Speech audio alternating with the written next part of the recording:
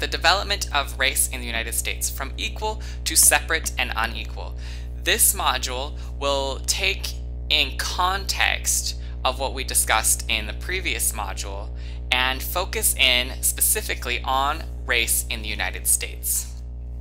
So, in the early English colonies, the predominant labor force is what we call indentured servitude, and it consisted largely of the poor, convicts, and the Irish, also including Africans and Native Americans.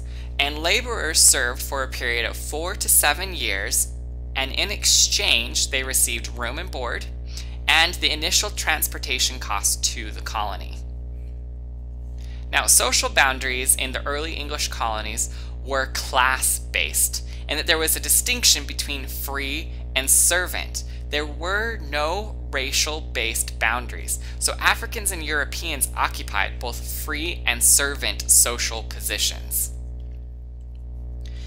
In the 17th century, there were colonial rebellions, and these were over land availability shortage, in that the majority of land was held by a wealthy minority, and freed servants were unable to procure land and eke out a basic living.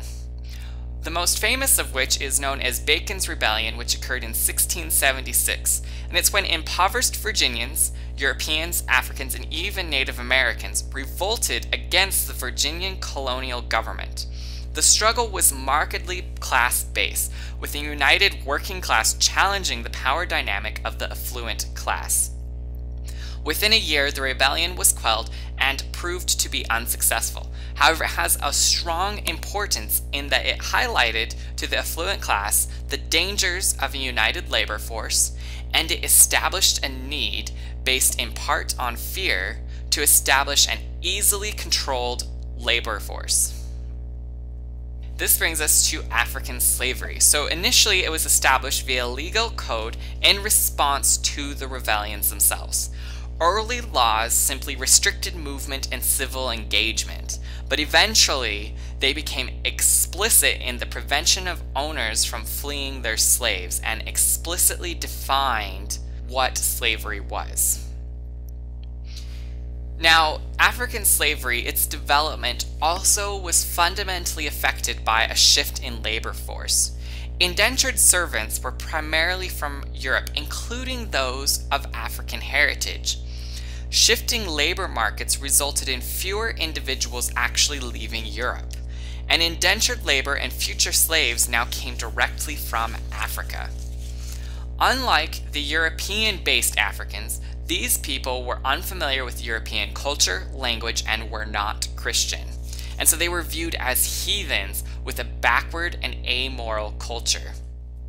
Now, the racializing of Africans started initially with the legal system and to some degree cultural, in that there was a linking of phenotypic traits to specific stereotyped behavior. Examples being laws that restricted marriage based on darkness of skin, and the perception that Africans are innately resistant to physical exhaustion. And so polygynous views influence the perception of Africans being a completely separate and lesser race, which again provided strong justification for African enslavement.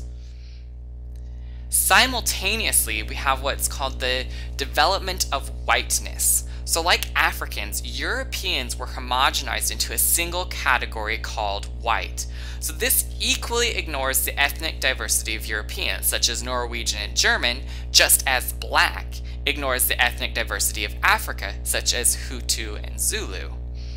Now, the impact was that it allowed freed white indentured servants greater social mobility. So it granted them citizenship so they could participate in the civil system. It also offered some land ownership opportunities. So effectively what it did is it aligned working class Europeans with the affluent class. And it resulted in the working class becoming divided. Both white and black members of the working class became more vulnerable to exploitation. It further provided incentive for the white working class to not engage in rebellions with Africans and Native Americans, for though they were still poor, they were superior to the Africans. Now, these definitions of black and white, it's important to keep in mind that they're extremely variable and dependent on the time period. So the Irish ethnic group was not considered white until the early 20th century, and it was considered by the British to be an untamable, wild, inferior race.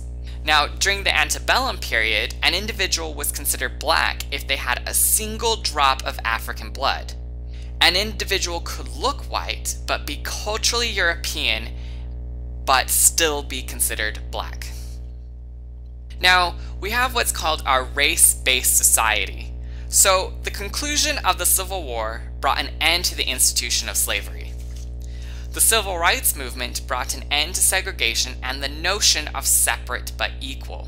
However, modern America is still a race-based society.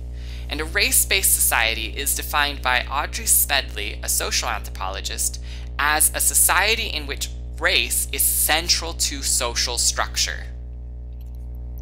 So it has some key ideological components that makes a society race-based. So racial classification is identified in law. Structure and institutionalized racial classifications are hierarchical. Associated stereotyped behavior with each racial category, and racial characters, physical and behavioral, are innate and unalterable. So if we look at race in modern America, the racial categories of black and white are fixed. They are discrete categories with no recognition of mixed racial identities. And a perfect example of this is looking at President Obama's heritage, in that his mother is an Anglo-American and his father is from Kenya. And Obama, though he has this mixed racial heritage, is classified as African American. Now, black is defined as any known descent from a dark-skinned ancestor. Again, this creates that homogenization of individuals with a wide range of phenotypes and cultural heritage into a single category. White in our society, or Caucasian, is viewed as the default or normal American. And again, race status is unalterable. There are no legal or social mechanisms that exist to change one's racial category. Social class, education, wealth, professional or personal achievements cannot alter an individual's race in the United States.